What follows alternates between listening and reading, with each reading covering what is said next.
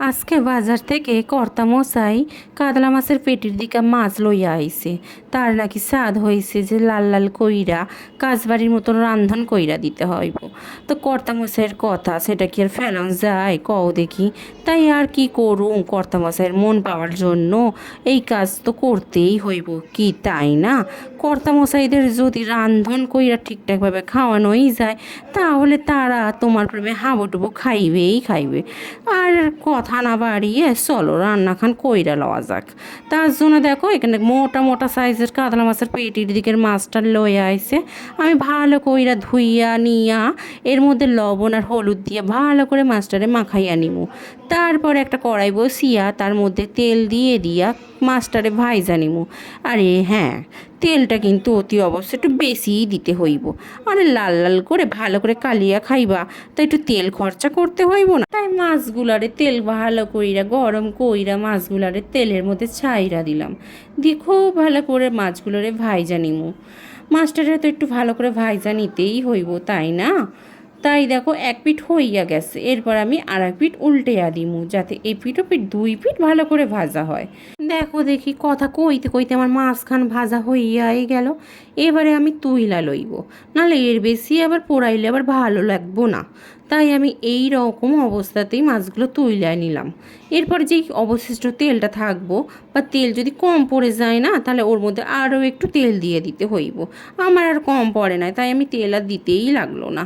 এরপর এর মধ্যে দিয়েই দিলাম দুইটা তেজপাতা আর দিয়ে দিলাম দেখো 2 থেকে 3টা এলাচ নিয়ে সেটারে ফাটাইয়া তারপরে দিলাম যাতে গন্ধটা একটু ভালোই হয়। এরপর আমি পেঁয়াজটারে লইয়া একদম ঝিরি ঝিরি করে কাইটা এরপর তেলের মধ্যে ছাইরা দিলাম যাতে পেঁয়াজটাও ভালো করে ভাজা হয়ে যায়। আর এখানে দেখছো এখানেও কিন্তু আমি 2টার মতন পেঁয়াজ লইয়া সেইটারে বাইটা নিছি। এখানে পেঁয়াজ কুচিও দিতে হইব আর পেঁয়াজ বাটাও দিতে হইব। এরপরে ভালো কইরা পেঁয়াজ বাটা আর পেঁয়াজ কুচিটারে খুব ভালো করে ভাইজা নিমু যাতে পেঁয়াজ বাটা থেকে পেঁয়াজের গন্ধটা চইলা যায়, নাহলে কাঁচা গন্ধ থাকলে ভালো লাগবো না। তাই ভালো করে কিন্তু ভাইজা নিব। দেখো বন্ধুরা আমার এখানে কিন্তু ভালো করে ভাইজা নেওয়া হয়েও গেছে। এরপর আমি দিয়ে দেবো আদা আর রসুন বাটা। এখানে আদা রসুন বাটাটা দিয়াও কিন্তু খুব ভালো করে নাড়াচাড়া দিয়া কিন্তু ভালো করে কষাইয়া নিতে হইব যাতে আদা রসুনের কাঁচা গন্ধটা চইলা যায়, না হলে কিন্তু জমাইয়া রান্নাটা হইব না। আর হ্যাঁ দেখছো এখানে কিন্তু একেবারে এখনো পর্যন্ত জল লাগাই নাই। এখানে কিন্তু এই অবস্থায় জল দিলে হইব না, কারণ এখানে যে বাটা বুটিগুলো দেওয়া হইতাছে না সেখান থেকে যে জলটা বাইরাইছে সেই জলটাই কিন্তু ভালো করে শুকাইয়া নিতে হইছে। এরপর দেখো বন্ধুরা এখানে আমি একটু টমেটো বাটা দিয়ে দিলাম। টমেটো থেকে যে অতিরিক্ত জলটা বাইরাইছে সেই জলটাও কিন্তু শুকাইয়া নিতে হইব। ভালো করে টকবক কইরা ফুটাইয়া নিতে হইব। আর অবশ্যই কিন্তু নাড়াচাড়া দিতে হইব, না হলে কিন্তু তলায় ধইরা যাইব, আবার পোড়া গন্ধ লাগলে আবার ভালো লাগবো না। এখান থেকে দেখো বন্ধুরা ভালো করে সব কিন্তু আমার ভালো করে কষানো হইয়া গেছে। এরপর দেখো অতিরিক্ত যে তেল খান সেইটাও সাইরা গেছে। এই অবস্থায় আমি গুঁড়া মশলাগুলো অ্যাড করুম। এর মধ্যে দিয়ে দিলাম পরিমাণ মতো হলুদ গুঁড়া, লঙ্কার গুঁড়া, দিয়ে দিলাম ধইনা গুঁড়া আর জিরার গুঁড়া, দিয়া পরিমাণ মতো লবণ দিয়া দিমু, দিয়া ভালো করে আবার কষাইয়া নিবু। আর হ্যাঁ এখানে কিন্তু গ্যাসের আঁচটা একটু কমাইয়া দিতে হইব, না হলে কিন্তু পোড়া লাইগা যাইব। তারপরে আমারে কবা কই তোমার মতন তো হয় নাই, এইটা কিন্তু তোমরা কবা না আমারে।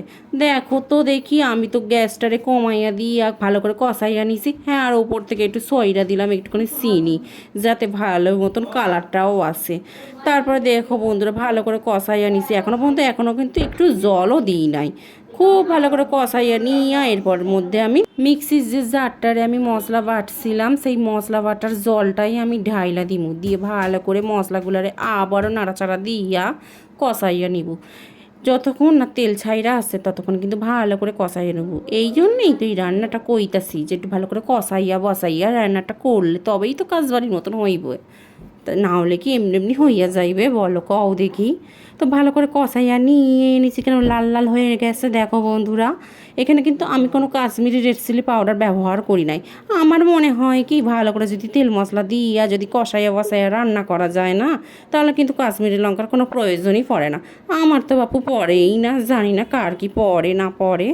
দেখো ভালো করে কষানো হইয়া গেছে। এরপর আমি দিয়ে দেবো পরিমাণ মতো জল। যে যেরকম গ্রেভি রাখতে চাইবো তো সেই রকমভাবেই জলটা দিতে হইব, তাই না? তো আমি একটু এইরকম গ্রেভি রাখতে চাই তাই আমি এই রকম জলটা দিয়া দিলাম। এরপর ঝোলটা ফোটন লেগা অপেক্ষা করতে হইব। দেখো তো দেখি ঝোলটা ফুইটাও গেল। এরপর আমি মাছটারে দিয়াই দিমু ঝোলের মধ্যে, ভালো করে টকবক কইরা মাছটার মধ্যে ফুটাইয়া নিমু।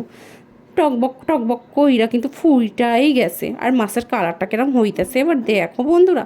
তো আজকের এই রেসিপিটা তোমাদের কেমন লাগলো অবশ্যই কিন্তু কমেন্ট করে জানিও। যদি ভালো লেগে থাকে একটা লাইক কমেন্ট শেয়ার করে বলো বন্ধুরা। আমার চ্যানেলে যদি নতুন বন্ধু হয়ে থাকো চ্যানেলটা অবশ্যই সাবস্ক্রাইব করে পাশে থাকা বেল আইকনটি প্রেস করে দিতে ভুলো না। মাঝখান যা রান্না হয়েছে না, ওফ দেখাই একা জিভে জল চইলা আইছে। রান্না কি করুম, কর্তা মশাই খাইয়া তো একদম হাত সাইটা পুইটা খাইছে, আর আমার নাম তো করছেই। ওরে বাপ রে বাপ, কালার খান কেমন হয়েছে কও দেখি, কেউ ধরতে পারবোই না যেটা ঘরে রান্ধন হয়েছে। দেখা মনে হইতেছে যেন কাজবাড়ির রান্ধন। তোমরাও যদি না আমার এই টিপসগুলো যদি ফলো কইরা কইরা কাজগুলো করো, তোমরাও এইভাবে রান্না করতে পারবা।